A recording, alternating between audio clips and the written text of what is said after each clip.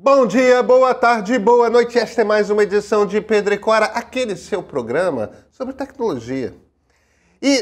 Pois é, hoje, a gente ia te enganar, mas não vou te enganar não. A gente vai falar sobre tecnologia, mas na verdade é de um aspecto muito particular, muito pessoal, muito íntimo da tecnologia. Pedro e Cora, toda terça-feira, toda quinta-feira, na sua plataforma favorita de podcasts ou no canal do Meio, no YouTube. Eu sou Pedro Dória, ao meu lado está minha queridíssima amiga Cora Ronay. O que é íntimo e tem a ver com tecnologia, Cora? Uma confusão com as câmeras, viu? Você quer morar numa cidade em que o olho está sempre reconhecendo você na rua? Vem.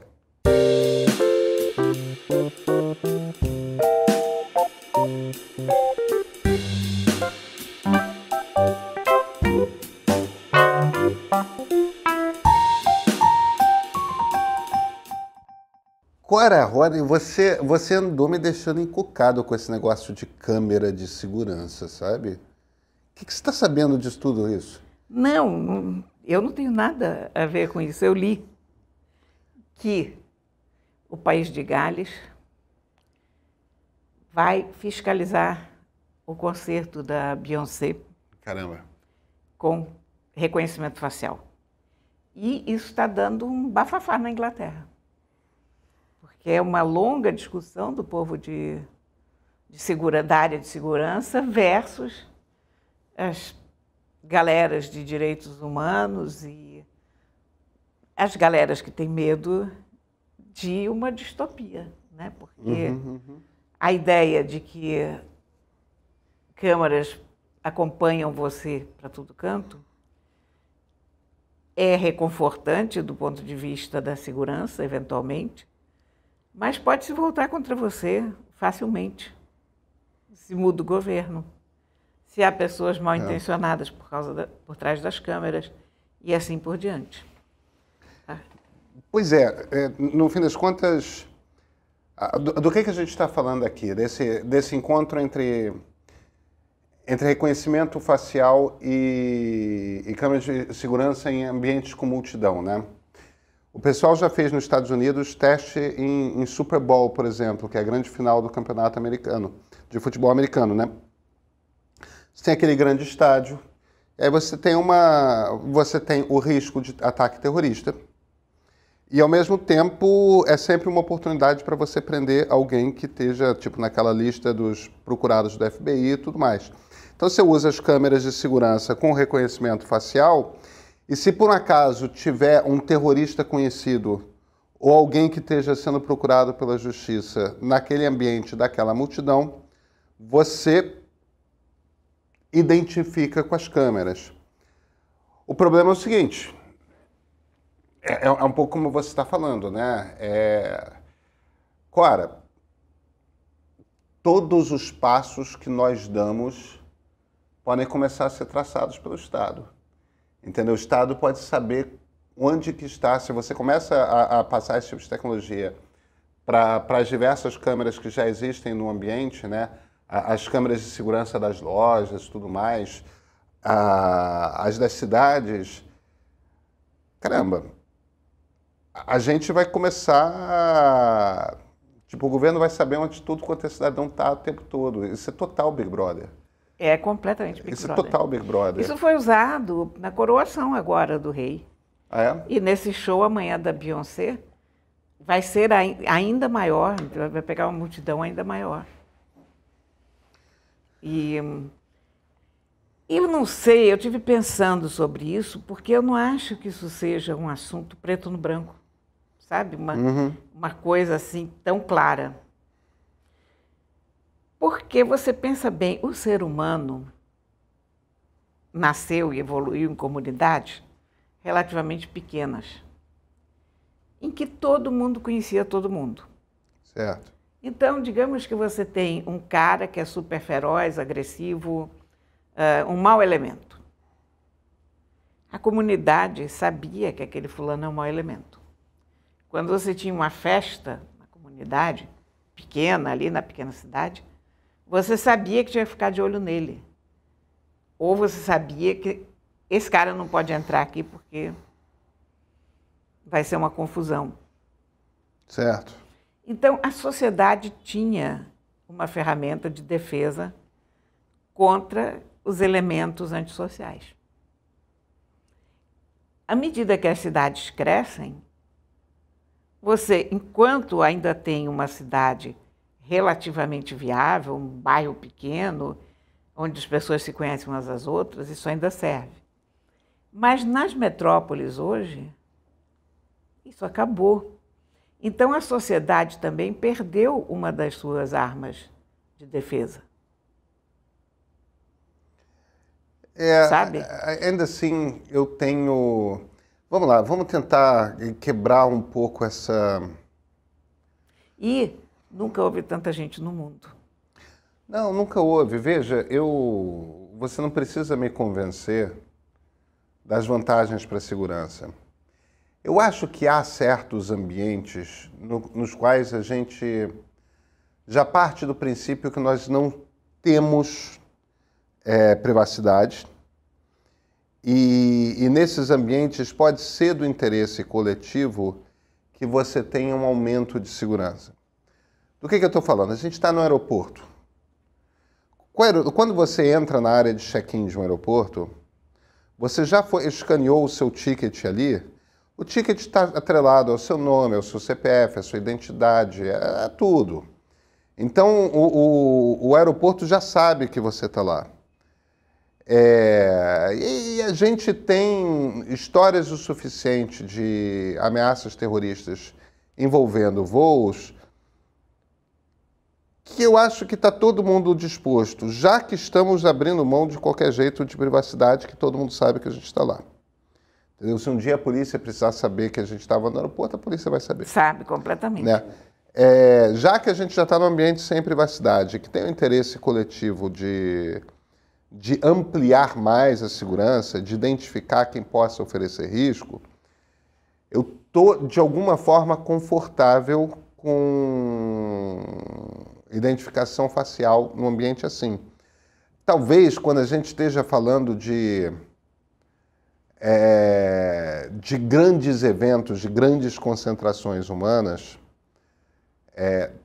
tipo um show. Em geral, esses shows, hoje em dia, os ingressos não são mais anônimos, né? Os ingressos são, de fato, atrelados a nomes, tudo mais. As pessoas têm que ser informadas. Agora, quando a gente começa a ir para a vida cotidiana, para a cidade, para a rua, eu acho que é abuso. Eu acho que aquele princípio utilitarista, né?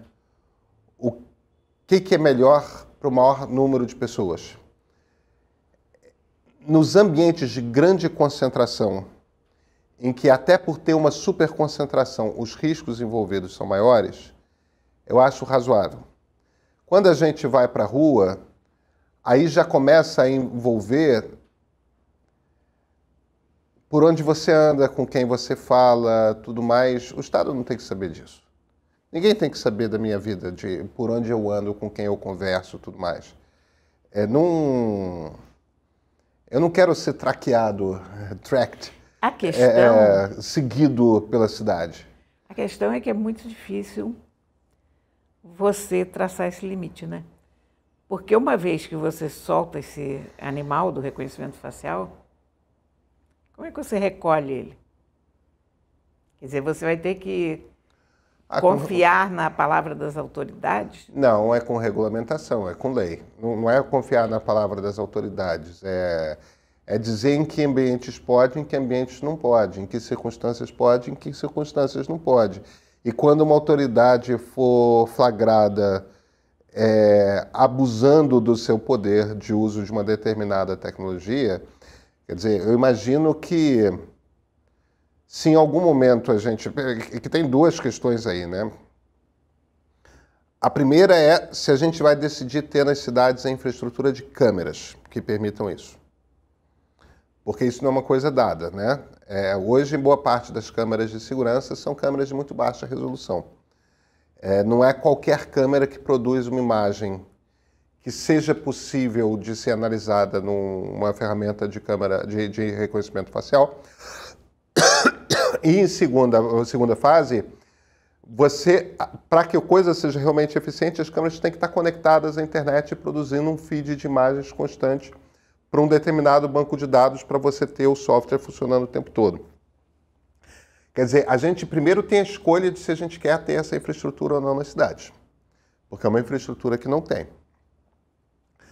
Se a gente decidir que a gente quer ter essa infraestrutura coletivamente, aí a gente tem que decidir em que circunstâncias o Estado pode usar. E o Estado é obrigado, senão você estabelece penas, né?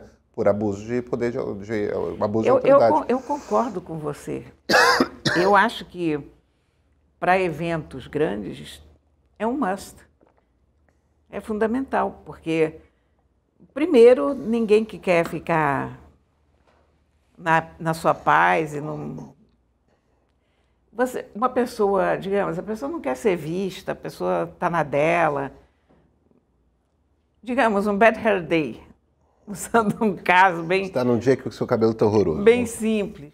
Essa pessoa não vai para o jogo do Flamengo, né? Não vai para o show da Beyoncé. Quer dizer, a pessoa que vai para um super aglomeramento, essa pessoa, de uma certa maneira, está disposta a ser vista por outras pessoas. Não é uma coisa de natureza íntima ir a um mega show. E, de fato, você corre muito mais riscos numa aglomeração. Porque é para onde um terrorista vai. O terrorista não vai explodir uma rua pacata de uma... Mas veja, eu estou falando de ambientes onde a gente já coletivamente abriu mão de privacidade total. Tipo, uma praia é uma grande aglomeração e a gente não está identificado na praia. A gente não paga um ingresso numerado que tem o nosso nome e o nosso CPF. Porém, na praia, nós estamos quase todos pelados. Se entrar um sujeito com faca e não sei mais o quê... tudo bem, mas no parque público. Existem ambientes de aglomeração em que a gente não fez esse pacto de abrir mão do anonimato. Eu acho que o anonimato é um direito, Clara, não tem Eu acho que é, mas eu realmente não tenho nenhuma crença de que vai durar mais muito tempo. Eu acho que o anonimato é um direito que está fadado à extinção. Eu discordo de você. Olha aqui, qualquer pessoa que usa um celular Sim. já está traqueada. Está traqueada... 24 horas por dia. Está traqueada, mas a gente tem uma proteção legal. Só podem descobrir onde você estava através do seu celular com uma ordem judicial. Você tem uma proteção. A companhia telefônica não pode sair informando para as pessoas e não pode nem ficar checando. Um diretor de uma companhia telefônica não pode decidir que ele quer saber onde eu estou. A Força de Segurança na Inglaterra alega que a decisão de quem é barrado ou não é barrado, ou de como será feita a segurança, não é do aplicativo. Que o reconhecimento facial vai dar uma pala para a polícia dizendo, olha, achamos que essas figuras aqui são suspeitas e, em última instância, é a polícia que vai decidir se aquelas pessoas são suspeitas ou não. Até porque ainda há uma grande margem de erro em reconhecimento facial, especialmente em relação a mulheres, né? É uma coisa curiosa isso. E muito explicável também, porque mulheres se metem menos em confusão do que homens, né? Então os algoritmos são menos treinados com rostos femininos do que no rostos masculinos. Mas eu te dou um exemplo de como que isso não me parece ser inevitável. O exemplo é a Alemanha. A Alemanha é um país muito interessante que nos dá uma noção de como que o conceito de privacidade é uma coisa cultural. A Alemanha é um dos muitos países europeus em que você vai numa sauna pública e tira sua roupa. Você fica pelado na sauna pública. E são saunas mistas. E é sauna pública mesmo, tipo, é um prédio ali que está no meio da rua e você entra, eu vou fazer uma sauna. Na Finlândia tem isso, na maior parte dos países nórdicos tem isso, na Alemanha tem isso. E na Alemanha a cultura, que é uma cultura que eles chamam de cultura do corpo livre, é uma cultura que vem do século XIX. Então, é uma coisa, talvez algumas das pessoas que estejam assistindo a gente saibam disso, mas não custa reiterar, é uma coisa absolutamente não sexualizada. Tipo, você entra na sauna, você fica pelado, não tem excitação, não tem uma coisa de... Não é um ambiente de paquera, não é um ambiente de sedução, é um ambiente de ficar calor, entendeu? E sentir a pele e tomar água, ducha gelada e voltar e... É uma coisa higiênica. Então, os alemães têm uma relação com nudez completamente diferente da nossa.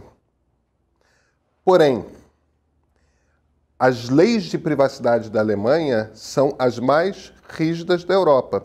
O pessoal do Google dá para a Alemanha o apelido de Blur Money. De onde que vem Blur Money? Blur é aquele comando que você usa nos programas de edição de fotografia que faz as coisas ficarem desfocadas, né, borradas. E você tem o direito de pedir ao Google, se ele filmou a fachada da sua casa, é seu direito à privacidade que não seja pública a fachada da sua casa. Então, aquela coisa de Google Street View no Google Maps, que você pode ver como é que é a rua e tudo mais, você tem uma loja, você tem uma casa e o Google fotografou, eu não quero que fique num site na internet uma foto da minha casa. Borra isso aí, desfoca isso aí. E você entra no Google Street View da Alemanha e tem uma cacetada de casas borradas, porque os alemães pedem. Os alemães pedem, e eles pedem porque é privado como é a fachada da minha casa. Claro, se alguém por um acaso estiver passando na rua, vai ver. Mas tem que ir lá e passar e ver. Imagina, nem sabe que é a casa do fulano ou da Beltrana. Mas é o direito daquela pessoa. Então, se a Alemanha simplesmente baixa uma lei, a gente está falando de uma democracia tão boa quanto qualquer outra democracia moderna europeia. Se a Alemanha consegue controlar, qualquer democracia consegue controlar. Isso são as regras que você determina, que tem a ver com a sua cultura.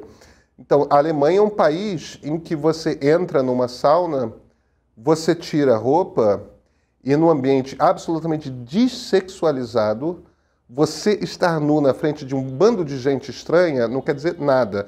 No entanto, a fachada da sua casa na internet é uma coisa que é uma invasão inominável. Você vai na Inglaterra e tira roupa numa sauna, é sexo. Entendeu? É uma coisa para sauna gay, é uma coisa para causa de swing, é uma coisa para... Não tem... Tirou a roupa na Inglaterra numa sauna, como no Brasil também seria, tá? Ou na maior parte das saunas brasileiras públicas que as pessoas tiram roupa, não tem nada de sexualizado, porque aqui tirar roupa é uma coisa... Nós somos pudicos. Mas a coisa da Alemanha faz algum sentido do seguinte ponto de vista. É que quando você está na sauna, você está em pé de igualdade com os outros. Você sabe quem está te vendo. E se a fachada da tua casa está exposta, você não sabe quem está procurando aquilo. Você tem toda a razão. Né? Eu acho que os alemães têm todo o direito de estabelecer o que eles consideram invasão de privacidade e o que eles não consideram. Sim, isso em tese a gente não discute. Eu acho que o problema não é a tese, o problema é que a prática disso tende a ser cada vez mais complicada. Porque, veja só, as câmeras... Aqui no Brasil, o Brasil é um país tecnológico peronomútil, porque todo equipamento nosso é muito caro, tem uma taxa grande em cima, enfim... Não preciso nem explicar isso agora. Mas você vê que qualquer coisa que acontece, qualquer roubo, tem sempre uma câmera ou duas que já pegaram na rua, porque as vizinhanças estão usando as câmeras. é uma questão de tempo a melhora da qualidade dessas imagens. Porque isso muda muito rápido.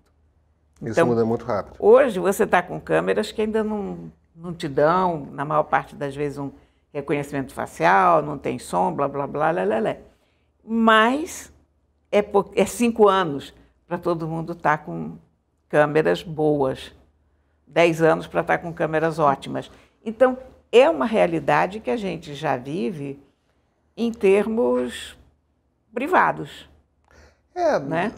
No fim das contas, Cora, eu acho que o meu ponto aqui é o seguinte, nós temos que coletivamente começar a ter uma conversa sobre isso. Sim. Porque imagina o governo Bolsonaro que incompetentemente começou a fazer lista de dossiê de funcionário público que publicava coisa no Twitter questionando decisões do governo, que começou a fazer lista de inimigos. Imagina se o governo Bolsonaro, o general Heleno, o Carluxo, esse bando de paranoico, tivesse o direito de saber onde que determinados jornalistas ou determinadas pessoas ligadas a ONGs ou determinados procuradores públicos estavam a cada momento, que pudessem começar a espionar. Eu não quero o governo brasileiro, eu não confio no governo brasileiro, eu não confio no Estado brasileiro para ter esse tipo de informação sobre onde eu estou. Eu acho muito invasivo e eu acho perigoso. Eu não confio em governo algum sobre esse aspecto, não só brasileiro. E é muito fácil a gente concordar com uma coisa quando o governo pensa parecido com a gente, ou é um governo com o qual a gente concorda, ou são pessoas razoavelmente civilizadas que estão no governo. Mas a gente tem que sempre ter em mente que os governos mudam. E que mesmo no governo civilizado há pessoas pouco civilizadas. Agora, dito isso, eu não sei até que ponto que a gente não está apenas adiando um grande problema, sabe? Eu acho que uma vez que... Porque, vê, quando a tecnologia das impressões digitais foi lançada, foi um auê. Uhum. As pessoas ficaram indignadas, todas. Como assim? Agora vão saber tudo o que a gente faz por causa das digitais e tal. Hoje isso está inteiramente normalizado. Você sabe por que as leis de privacidade mais rígidas da União Europeia são as da Alemanha? Não.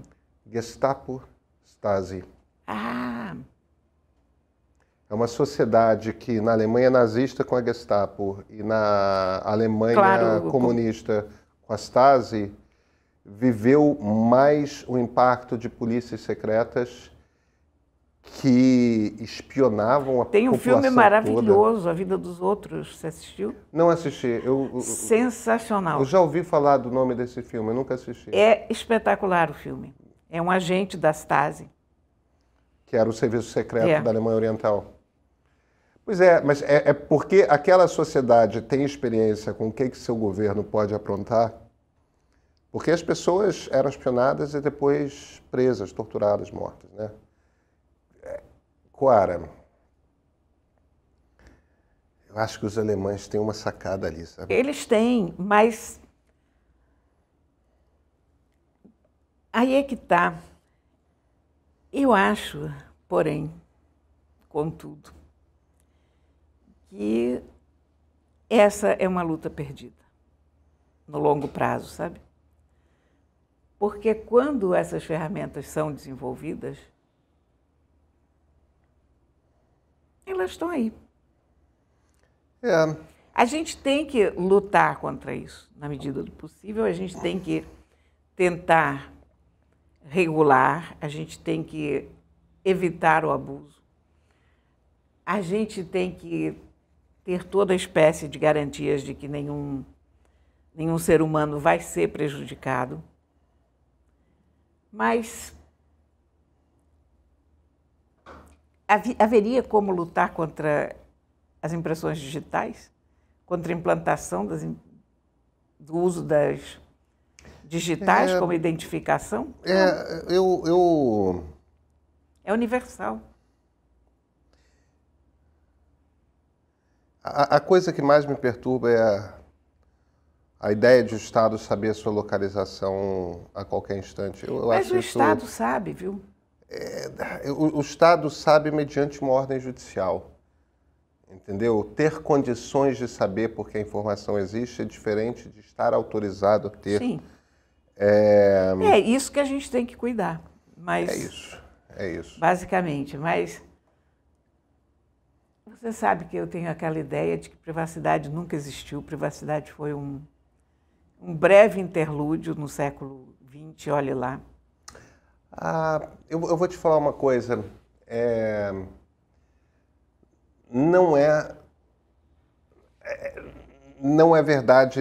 A gente tem a ilusão de que isso é verdade, mas não é. Uma vez eu li um jurista, meu Deus, eu esqueci o nome dele, mas não importa.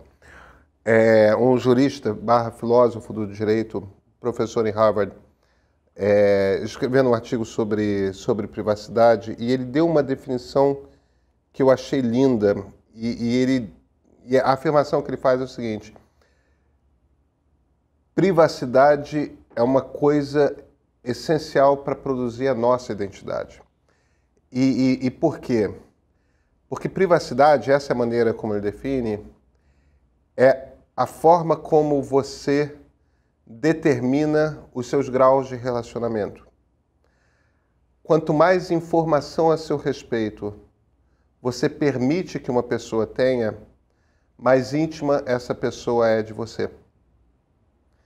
E você está o tempo todo regulando quanta informação a seu respeito todo mundo ao seu redor tem.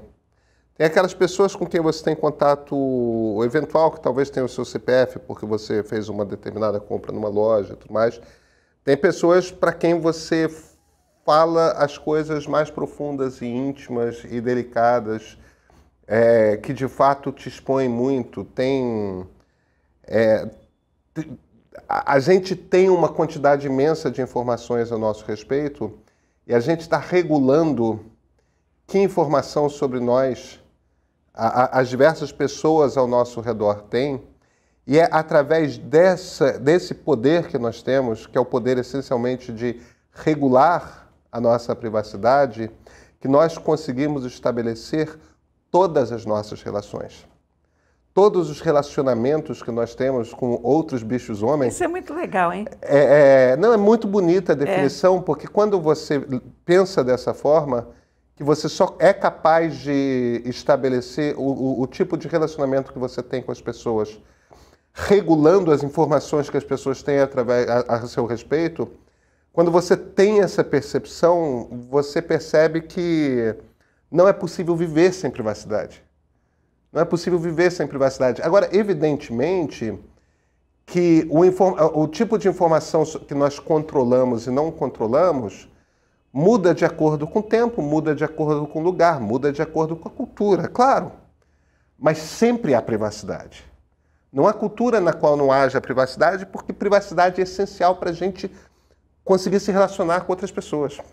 A questão sempre será o que definimos como privacidade. Assim, que informação nós vamos controlar e que informações que nós não vamos controlar.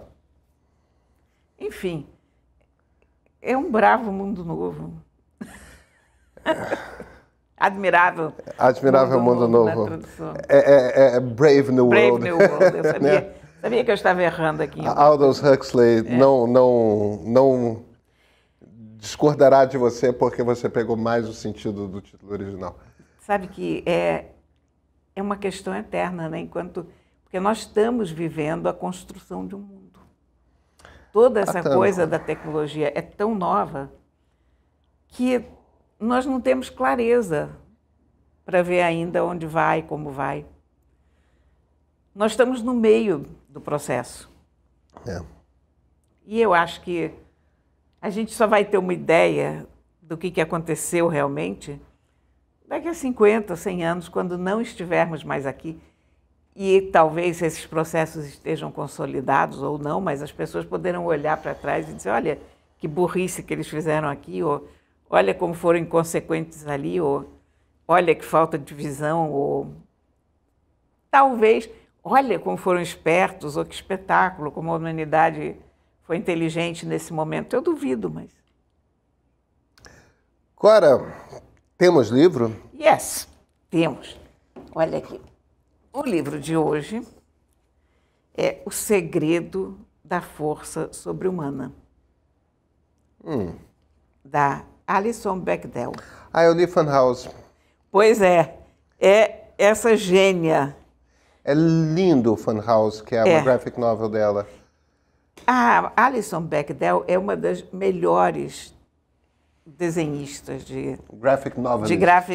Ela não é só graphic novelist, porque o Perigosas Sapatas era tirinha, né? Foi tirinha durante 25 anos. Então era quadrinho. Isso. Mas ela fez algumas das melhores graphic novels de todos os tempos, eu acho. Fun Home é sensacional. É lindo, delicado. Já existe em português, inclusive, né? Eu li em português. Você lê em português? Então, acho que sim.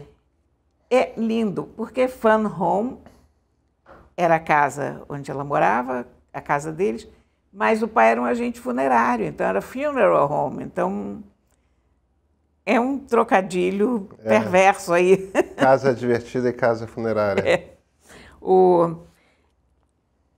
Ela é muito autobiográfica o tempo todo. E esse livro acabou de sair, foi lançado pela Todavia. A tradução da Carol Ben-Simon é uma ótima tradução.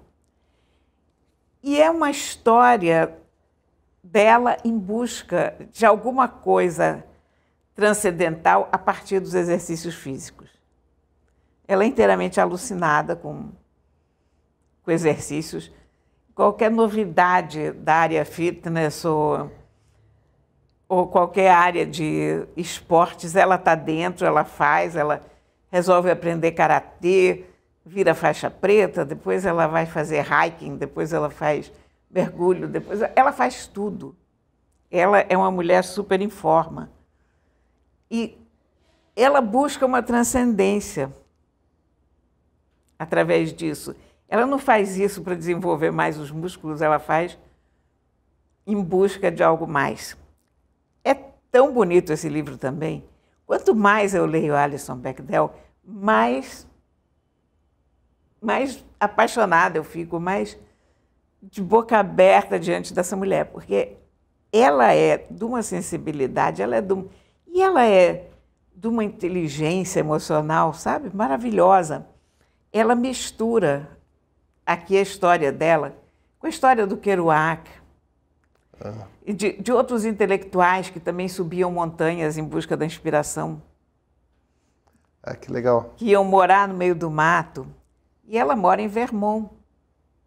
Que é um estado próprio para trekkers. Exatamente. Ninguém mora em Vermont impunemente, né? É uma coisa para quem gosta de fazer trilha no meio da mata. Subir... Na montanha, cachoeira, enfim. É o estado para quem gosta dos chamados outdoors, né? Isso. Nenhum ser humano... Vestir roupa da Timberland. Exato. Nenhum ser humano urbano quer morar em Vermont, né? Ela era cliente da L.L. Bean. Lembra da L.L. Bean? Ah, lembro. Aquela de catálogo, né? Exatamente. L.L. Bean, nos Estados Unidos, nos anos 80, era tudo que uma pessoa assim vagamente esportiva poderia querer. Era uma Timberland por catálogo, né? Que você comprava. Depois veio a Patagônia. Isso. Então ela conta também da relação dela com essas marcas. Com essas marcas, porque realmente a L.L. Bean era um outro nível. Mas olha, eu só posso recomendar esse livro porque é fenomenal, até para alguém que detesta exercício como eu, porque ele só parece um livro sobre a vida dela, fazendo exercício. Não é, é muito mais, é muito humano, é muito melancólico às vezes também, sabe? Mas é sempre uma busca interior. Ah, que coisa tão simpática. Você sabe que eu fiquei tocado agora de você ter citado o Jack Kerouac. Eu, entre o final da adolescência e o início da idade adulta, eu passei uma fase de uns 2, 3 anos da minha vida eu só lia literatura beat e poesia beat. E Dharma Bums, The Dharma Bums, que Ela fala muito em Dharma Bums. Que é o livro do Kerouac, sobre o inverno que o Kerouac passa no norte da Califórnia como guarda florestal. É um livro que eu lembro de passagens, eu li há 25 anos, e eu lembro de passagens inteiras. E quando eu morei na Califórnia, o personagem principal desse livro é um sujeito que o Kerouac chama de Jeff Ryder, que é um poeta chamado Gary Snyder, que, se eu não estiver incorreto, ainda está vivo. E o Gary Snyder é um monge zen budista, e eu fiz aula na universidade de religião comparada, tudo mais,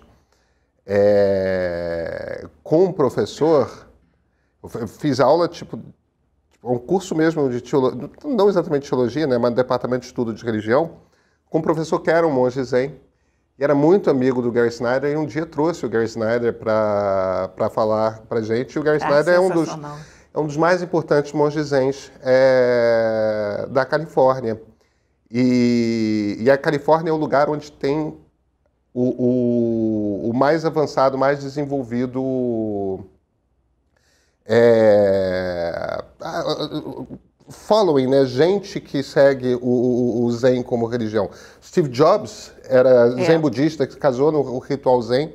E o cara que trouxe o Zen budismo para os Estados Unidos, o Alan Watts, nos anos 40, era de Berkeley, era ali do outro lado da Bahia, do outro lado de São Francisco. O Gary Snyder escreveu um livro que eu comprei acidentalmente na City Lights, que é a biblioteca, a livraria dos Beats lá em São Francisco. Ele escreveu um livro que é uma das coisas mais bonitas que eu já vi, que é um livro chamado Fire. Eu comprei achando que eu estava comprando um livro de poemas do Gary Snyder, porque ele é um poeta extraordinário. E era um livro de ensaios. Ensaios a respeito da Califórnia e do fogo. Ele foi guarda florestal tanto tempo que ele desenvolveu uma compreensão da relação que o Estado tem com as florestas em chamas.